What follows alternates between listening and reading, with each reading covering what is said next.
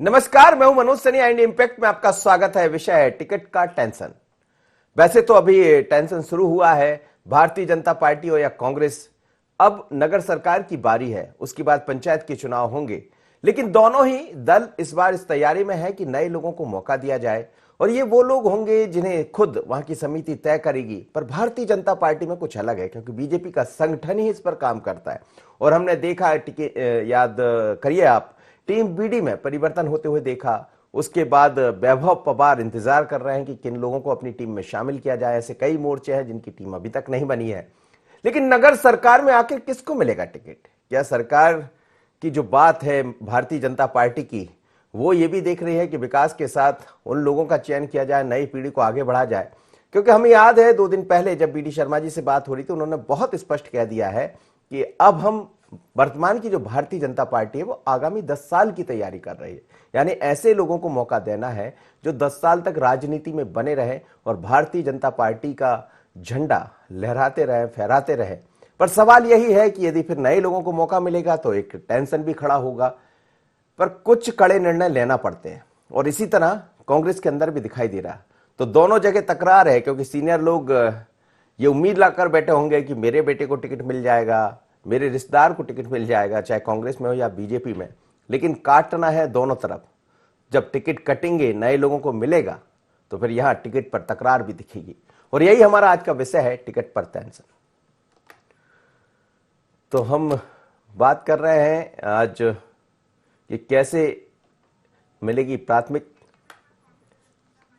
चलिए, मेरे साथ इस वक्त के मिश्रा जी जुड़ रहे हैं, वरिष्ठ नेता है कांग्रेस के, और इस समय तो महासचिव है वो मध्य प्रदेश के मीडिया विभाग के। उनको बड़ी जिम्मेदारी मिली है। के मिश्रा जी, आपका बहुत स्वागत है।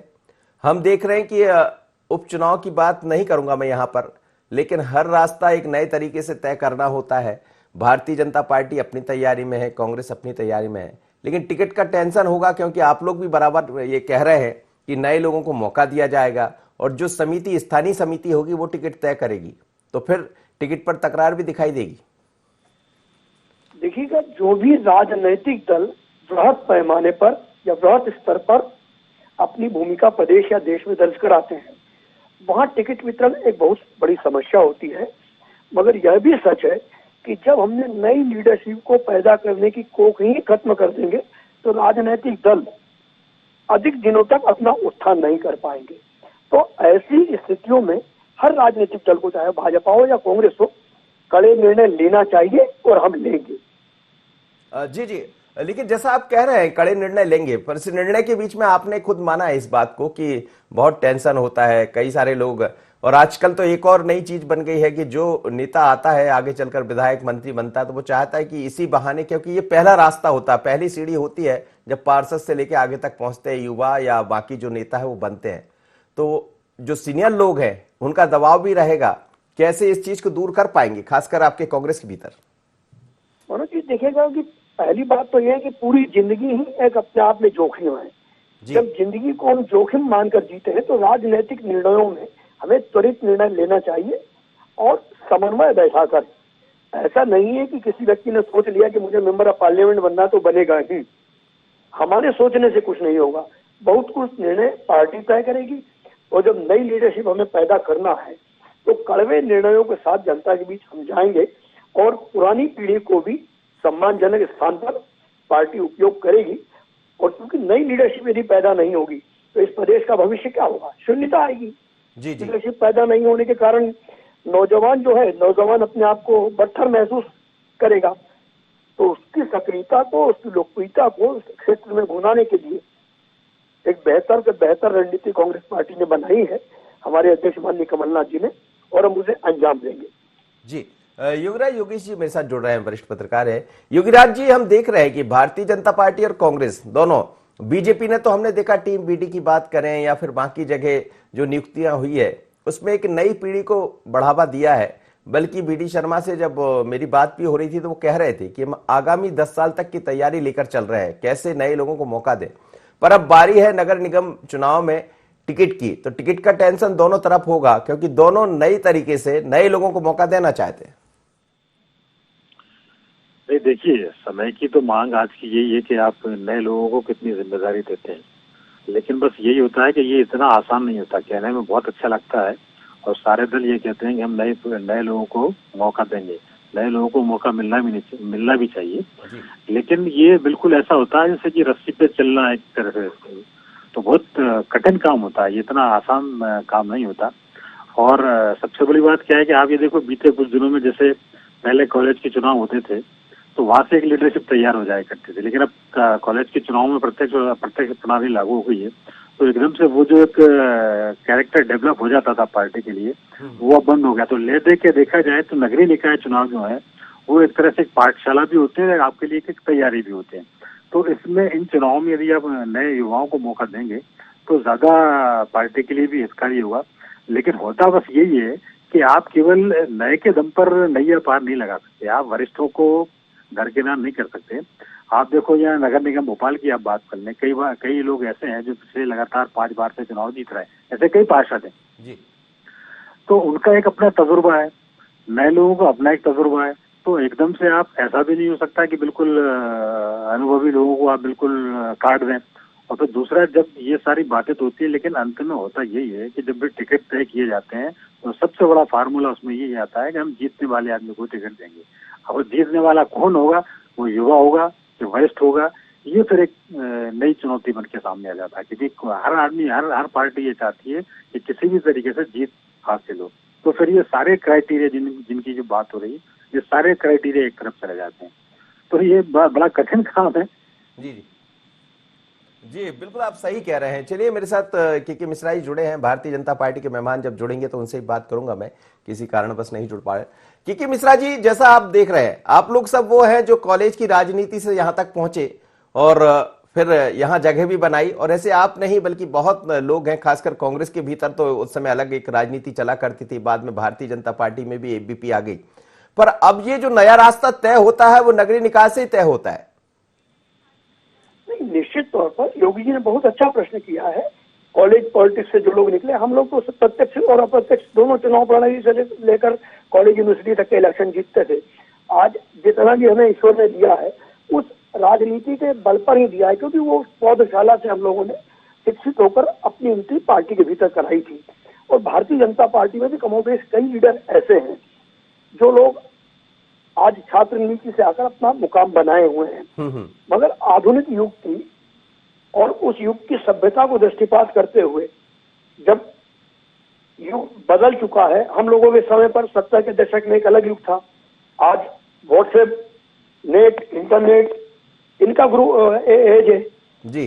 तो उन स्थितियों में हमें सभी की साम्यता को बरकरार रखते हुए बुजुर्गों का अनुभव और नौजवानों का जोश, उसका सम्मिश्रण करते हुए ही इतने राजनीतिक निर्णय लेना होंगे। क्योंकि किसी भी राजनीतिक दल में हम चाहे कि एक वर्ग को पूरी तरह उपेक्षित कर दें, चाहे वो महिला हो, नौजवान हो, बुजुर्ग हो, तो वो राजनीतिक दल का भविष्य भी अधिक दिनों तक नहीं होता है। तो सामंजस्य और तालमेल बैठाकर जो नए पौधे है उनका जन्म किया जाएगा और उन्हें उम्मीद है कि वो लोग भविष्य के रचनाधर्मी बनकर प्रदेश की एक नई संरचना करेंगे। चलिए, मेरे साथ आशीष अग्रवाल जी जुड़ गए, भारतीय जनता पार्टी के प्रवक्ता। आशीष जी, बहुत स्वागत है आपका। अब बारी है नगर चुनाव की और उसमें यह भी दिखाई दे रहा है कि दोनों ही तरफ, हम कांग्रेस की बात करें या बीजेपी की, एक तकरार भी होगी। क्योंकि आप लोग भी अगली 10 साल की तरफ बढ़ चले हैं जब भारतीय जनता पार्टी नई पौध के साथ खड़ी होगी। बीडी शर्मा जी से मेरी बात भी हुई, वो भी यही कह रहे थे। तो क्या ये टिकट का एक टेंशन दिखाई देगा आने वाले दिनों? देखिए, टेंशन तो भारतीय जनता पार्टी में कभी होता नहीं है। और जहां तक चुनाव का विषय है तो एक लाइव ऑर्गेनाइजेशन के रूप में हम सतत जनसंपर्क में रहते हैं। और जब आप सतत अपने काम में लगे रहते हैं तो कोई ऐसी विशेष तैयारी आपको चुनाव के समय नहीं करनी पड़ती है। आपने कहा कि दोनों के बीच मुकाबला कड़ा होगा, तो मैं आपको याद दिलाऊंगा कि जब 15 माह में कमलनाथ जी की सरकार थी, इन लोगों को तो तब भी नगरीय निकाय चुनाव में अपने ऊपर विश्वास नहीं था।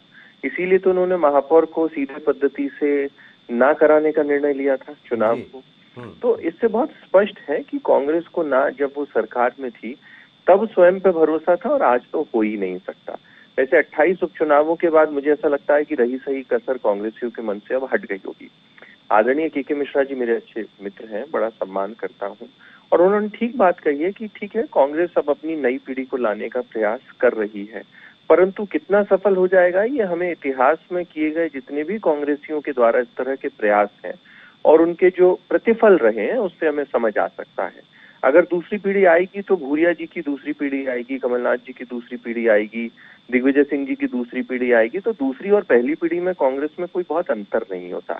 जहां तक भारतीय जनता पार्टी का सवाल है तो एक कैडर बेस्ड ऑर्गेनाइजेशन के नाते हम जब सामूहिक नेतृत्व में निर्णय लेते हैं पीढ़ी परिवर्तन का तो वो सर्व स्वीकार होता है और बल्कि सभी लोग उसको सराहते हुए दिखते हैं। तो मुझे ऐसा लगता है कि इन उपचुनावों में भारतीय जनता पार्टी में जो आप एक नई टीम देखेंगे जिसमें अनुभव भी होगा और एक यंग एक टीम आपको दिखेगी और ऐसा आपको नजर आएगा कि जनता की अपेक्षाओं पे जो उनसे जुड़े हुए कामों को करने वाले जो जन प्रतिनिधि हैं उनको भारतीय जनता पार्टी जनता के बीच उतारेगी और उसमें सफलता हासिल करेगी। के मिश्रा जी, आप सुन रहे होंगे आशीष जी को। इतिहास हमें सिखाता भी है, इतिहास हमें आगे भी बढ़ाता है और जहां सुधार की गुंजाइश होती है सुधार करने की तरफ भी इशारा करता है। लेकिन कांग्रेस पर यह आरोप लगता रहा है और आशीष जी यही कह रहे हैं कि कथनी और करनी में थोड़ा फर्क दिखाई देगा। देखिएगा आशीष जी, थोड़ा अपने दल में देख लें कि अभिषेक भार्गव जी कौन है, कार्तिकेय कौन है और अन्य नेता कौन है। दिल्ली में देखें तो पंकज सिंह कौन है, पंकजा मुंडे कौन है। तो शायद वो इन मुद्दों को यदि देखेंगे तो इस तरह की बात नहीं कहेंगे। क्योंकि मुझे उनका नाम लेकर कहना पड़ रहा है कि जिन कांतिलाल भूरिया जी के पुत्र का उन्होंने उल्लेख किया है, मैं विक्रांत भूरिया को मुझसे काफी जूनियर है मगर इस बात को दावे के साथ कह सकता हूं कि मेडिकल कॉलेज इंदौर के अध्यक्ष रहे, जेडीए के अध्यक्ष रहे और एक राजनीतिक प्रशिक्षण प्राप्त कर वो आज अपना मुकाम बनाए हुए हैं और आज भी पार्टी में इलेक्टेड यूथ कांग्रेस के प्रेसिडेंट के रूप में अपना दाखिला दर्ज कराया है। तो जो लोग इस तरह की आप बात करते हैं, आप लोग उस लोकतंत्र का माहौल उड़ा रहे हैं कि जिन्हें जनता चुनती है, जिन्हें विद्यार्थी चुनते हैं। हम घर बैठे फैसला नहीं करते, हम जनता के बीच में फैसला करते हैं। और आपके करीब 5 दर्जन से अधिक नेता पुत्र भारतीय राजनीति में और मध्य प्रदेश की राजनीति में काम कर रहे होंगे जिनकी श्रृंखलाओं की चर्चा की जाएगी। तो कम से कम ये बात आप ना करें तो बेहतर होगा। जी आशीष जी, बड़ा अच्छी बात के मिश्रा जी ने कही। वैसे वो अपनी पार्टी को बचाने का हमेशा से एक लंबे दशकों से प्रयास कर रहे हैं, मैं उनको बधाई दूंगा। परंतु मुझे ऐसा लगता है कि किसी परिवार का संस्कार आपको उसके मुखिया के कार्य व्यवहार से समझ लेना चाहिए। तो सबसे पहले तो 1919 में मोतीलाल नेहरू पहली बार कांग्रेस के अध्यक्ष बने थे और वर्तमान में 2019 के बाद यानी कि 100 साल के बाद भी अगर किसी एक परिवार के पास लंबे समय तक कांग्रेस की कमान रही है तो वो गांधी नेहरू परिवार है। तो भारतीय जनता पार्टी में मुझे ऐसा लगता है मिश्रा जी अगर एक भी हमारा अध्यक्ष ऐसा बता दें जो एक परिवार से रहा होगा तो मैं मान जाऊंगा, है ही नहीं। दूसरी बात, इस लोकसभा चुनाव के बाद राहुल गांधी ने स्वयं ये कहा था कि वो अब चाहते हैं गैर गांधी अध्यक्ष बने, परंतु उसके बाद क्या हुआ, अभी तक सिर्फ एक कार्यकारी अध्यक्ष के नाते सोनिया गांधी जी कमान संभाले हुए हैं जो अस्वस्थ हैं और लगातार इतनी बैठकों के बाद भी ये नतीजा दिख रहा है कि वापस से राहुल गांधी आएंगे। मैं सिर्फ इतना कहना चाहता हूं, हम राजनीति में परिवारवाद को कुछ इस तरह से समझ सकते हैं कि जैसे एक डॉक्टर को अगर अपने बेटे को डॉक्टर बनाना है, गद्दी पे बिठाना है, तो उसको दोबारा से एमबीबीएस कराना होगा। वो इसलिए डॉक्टरी नहीं कर सकता क्योंकि उसके पिता ने डॉक्टरी की थी। कांग्रेस और भारतीय जनता पार्टी में ये अंतर है। अगर भारतीय जनता पार्टी में अपवाद स्वरूप अगर किसी नेता का पुत्र अगर राजनीति में है तो वो इसलिए है कि उसने स्वयं अपने आप को साबित किया है, इसलिए नहीं है कि उसके पिता ने जो काम किए थे पार्टी के लिए। ये भी माना जाए कि जब टिकट का वितरण हो रहा होगा, जैसा हमने गुजरात में देखा, एक जिक्र है बड़ा इस समय चर्चा में बना हुआ है, तो वही क्या मध्य प्रदेश में दिखाई देगा? जैसा आपने कहा कि यदि एमबीबीएस किया हुआ लड़का है तो ही वो डॉक्टर कहलाएगा, तो यहां कुछ ऐसा दिखाई देगा? यहां ऐसा तो नहीं होगा कि जो बेटे हैं बड़े नेताओं के, इस समय लंबी फहरिस्त है जिसका जिक्र के मिश्रा साहब भी कर रहे थे, तो वो आगे चलकर वही तो टेंशन होगा आप लोग के लिए। मनोज भाई, कोई टेंशन नहीं है और भारतीय जनता पार्टी लगातार ये बताती रही है कि इस तरह के टेंशन भारतीय जनता पार्टी को परेशान नहीं करते हैं। बड़ा स्पष्ट है, सामूहिक नेतृत्व जिस कार्यकर्ता के आगे मोहर लगाएगा उसका जमीन से जुड़ाव होगा, वो सही में एक कार्यकर्ता होगा। वो इसलिए नहीं होगा क्योंकि वो किसी परिवार से आता है। और मैं तो ये कहना चाहूंगा कि वर्तमान की भारतीय राजनीति में सिर्फ भारतीय जनता पार्टी एक ऐसी पार्टी है जिसमें परिवारवाद नहीं है, बाद बाकी सब आप साउथ से लेके नॉर्थ और ईस्ट किसी को भी उठा लें, उन सब में आपको परिवारवाद की दुर्गंध दिखाई देगी। जी योगी राज जी, सुन रहे हैं आप दोनों को, आपने सुना होगा, लेकिन टिकट पर हम चर्चा कर रहे हैं कि टिकट पर कितना टेंशन होगा बीजेपी को, कितना टेंशन होगा कांग्रेस को। क्या दोनों के अंदर ये दिखाई देगा? लेकिन अलग अलग तरीके से अपनी बात चाहे मिश्रा जी भी रख रहे हैं और आशीष जी भी रख रहे हैं। नहीं देखिए, मैंने पहले भी एक बात का जिक्र किया है कि जब भी टिकट की बात आती है ना, देखिए सारे फार्मूले की बात सब करते हैं कि हम युवाओं को बढ़ाएंगे तो हम अनुभव को तवज्जो देंगे, तो हम महिलाओं को बढ़ाएंगे, हम तरह तरह की बातें करते हैं, लेकिन अंत में फिर बात यहीं पे आती है कि भैया जीतने वाला कौन है। क्योंकि अपने तो टिकट ही 10,000 पर तय किए जाते हैं कि भैया किस पार्टी के कितने समर्थक, कितने लोग कहाँ निवास करते हैं। अपना तो आरक्षण पद्धति पहले से ही लागू, उसी को टिकट दिया जाता है। तो जब ये सारे समीकरण जब लागू होते हैं तो बहुत दिक्कत एकदम से सामने आती है, फिर उसमें से छांटना कठिन होता है। अब जैसे भोपाल का महापौर का पद जो है महिला पिछड़ा वर्ग के लिए आरक्षित है। अब उसमें आप कहाँ से युवा ढूंढ के लाओगे? आपके पास 2, 4, 5 ही विकल्प मिलते हैं। तो जब ऐसी मजबूरियां हो जाती हैं तो फिर आपको कहीं ना कहीं ऐसा जिताऊ कैंडिडेट की तलाश हो जाती है जिस पर पार्टी भरोसा करे और जो जीत किया जाए। तो अंत में फिर यही होता है कि यार ऐसे आदमी को टिकट दिया जाए जो पार्टी को जिता लाए और आगे आने वाले दिनों में भी आगे बढ़े। तो ये सारे फार्मूले वहाँ फेल हो जाते हैं। हालांकि यदि कोई पार्टियां नए लोगों को मौका देती हैं तो ये बहुत अच्छी बात है। नई पीढ़ी को आगे आना चाहिए, क्योंकि आने वाले जो राजनीति है वो आने वाले 10 सालों की, और दोनों राजनीतिक दल, मैं ऐसा नहीं कह रहा हूँ चाहे बीजेपी हो चाहे कांग्रेस हो, दोनों कोशिश ये करती है। जैसे आप कांग्रेस की यदि आप बात करो, अभी 2 विधानसभा चुनाव में 2 नए लड़के चुन के आए हैं, विपिन वानखेड़े और कुणाल चौधरी। ये उनका नया नेतृत्व है। हालांकि ऐसा नहीं कि बीजेपी में से चुन के नहीं है, बीजेपी में आज जो नेतृत्व है वो पूरा का पूरा एक समय भारतीय जनता युवा मोर्चा के सदस्य थे, सारे के सारे, चाहे वो शिवराज सिंह चौहान हो, चाहे भार्गव जी हो, चाहे नहीं, वो तो निकल गए अब, लेकिन उनके बेटे इंतजार कर रहे हैं। कोई क्रिकेट खिला रहा है तो कोई कुछ कर रहा है, वही तो दिखाई दे रहा है जी। बिल्कुल। तो कुल मिला के बात यही है कि यदि नए नेतृत्व को आप मौका देते हैं तो इससे आपकी एक 10 साल के लिए, आने वाले कुछ सालों के लिए आपको एक नया नेतृत्व मिल जाता है। आप आगे जाके उन पर भरोसा कर सकते हैं। तो डेफिनेटली आपको नई लीडरशिप को तवज्जो देनी चाहिए। जेके मिश्रा जी, यही एक सवाल है, जैसा आशीष जी भी कह रहे थे, लेकिन बात जब गांधी परिवार की तरफ चली जाती है, हालांकि हम टिकट मध्य प्रदेश की बात कर रहे हैं, बहुत छोटे चुनाव है, गांधी परिवार या मोदी या इन सब के लायक नहीं है ये चुनाव, लेकिन फिर भी चर्चा वहां तक पहुंच जाती है। गांधी परिवार को लेकर वो लोग चिंतित हैं, और जिन लोगों ने देश के लिए कुछ भी नहीं किया है वो लोग गांधी परिवार को लेकर बकवास करते हैं। गांधी परिवार वो परिवार है जिसने देश के लिए बलिदान किया है, पूरे देश ने उस पर विश्वास किया है। हमने देश के, हालांकि नगर निगम के चुनाव में मैं गांधी परिवार की बात नहीं करना चाहता हूँ, बस चूंकि आशीष जी ने जिस हिसाब से मोतीलाल नेहरू जी का नाम लिया है, मोतीलाल नेहरू जी और जवाहरलाल नेहरू, इंदिरा गांधी के संघर्ष के मुकाबले भारतीय जनता पार्टी के परिवार में पाला हुआ कोई स्वान भी नहीं है। जो लोग 18-18 साल इस देश में अपनी जवानी को जेलों में फूंक चुके हैं आजादी के लिए, वो लोग या उनके खिलाफ वे लोग बोलते हैं जिनके पास बोलने के लिए कुछ भी नहीं है। और यदि वो सूची में जारी कर दूं कि कांग्रेस का गठन जब से हुआ है उसके बाद कितने अध्यक्ष गांधी परिवार से पृथक रहे हैं, तो शायद आशीष जी उनकी पार्टी ये भ्रम फैलाना बंद कर देगी। ये जरूर मैं कहना चाहूंगा कि हमारी पार्टी का कोई भी अध्यक्ष बंगारू लक्ष्मण जैसा सजा खाकर जेल में मौत के कगार पर नहीं पहुंचा है, इतना मैं जरूर कहना चाहूंगा। लेकिन फिर वो खैर अब चर्चा दूसरी बदल जाएगी, पर आपके यहाँ अभी तय नहीं हो पा रहा क्या? सोनिया जी तो हैं, लेकिन बार बार बैठ के होती है, टल जाता है, राहुल गांधी आते हैं सामने, नाम आ जाता है। अब तो प्रदेश से लोग पहुंचा रहे हैं, एक बाकायदा प्रपोजल दे रहे हैं कि राहुल गांधी को बना दिया जाए, तो बात तो वहीं आकर ठहर रही है कि मिश्रा जी देखिएगा वो फैसला कांग्रेस पार्टी, कांग्रेस के कार्यकर्ता लेंगे।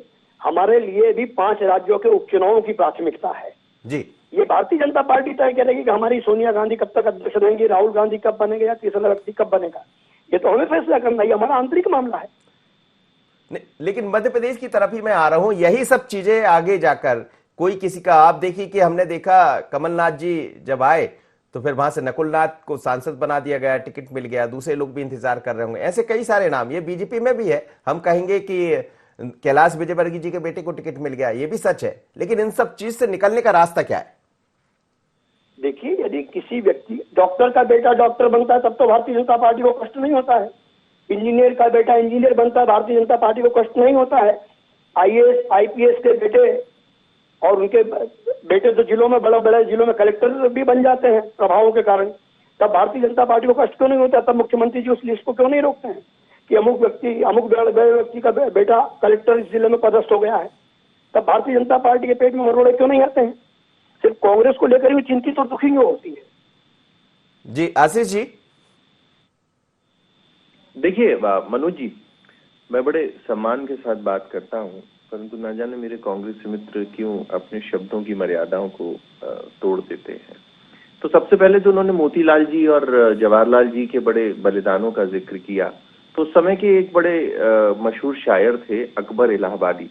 उन्होंने मोतीलाल जी के लिए क्या लिखा था, मैं जरा आपको एक वो दो पंक्तियां सुनाता हूं कि कौम के गम में डिनर खाते हैं, कौम के गम में डिनर खाते हैं हुक्काम के साथ, रर्ज लीडर को बहुत है मगर आराम के साथ।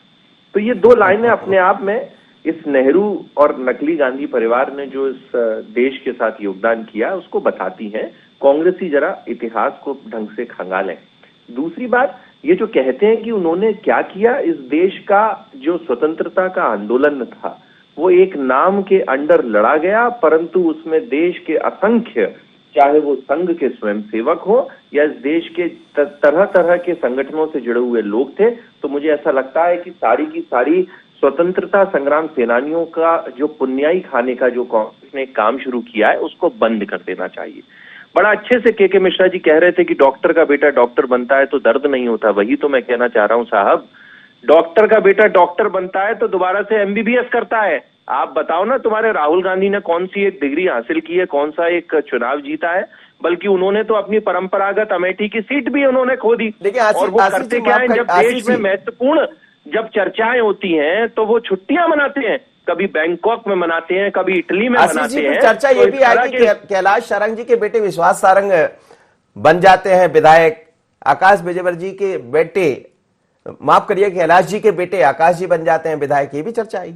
मैंने आपको बताया, देखिए मैंने दोबारा इस उदाहरण को दोहराऊं, कोई मतलब नहीं है। जी जी। भारतीय जनता पार्टी में शीर्ष नेतृत्व में आप कभी भी ऐसा बता दें कि कोई राष्ट्रीय अध्यक्ष एक परिवार से रहा हो, कोई प्रदेश अध्यक्ष एक परिवार से रहा हो, या प्रदेश अध्यक्ष बनने के लिए अर्हता हो कि वो इस परिवार का हो।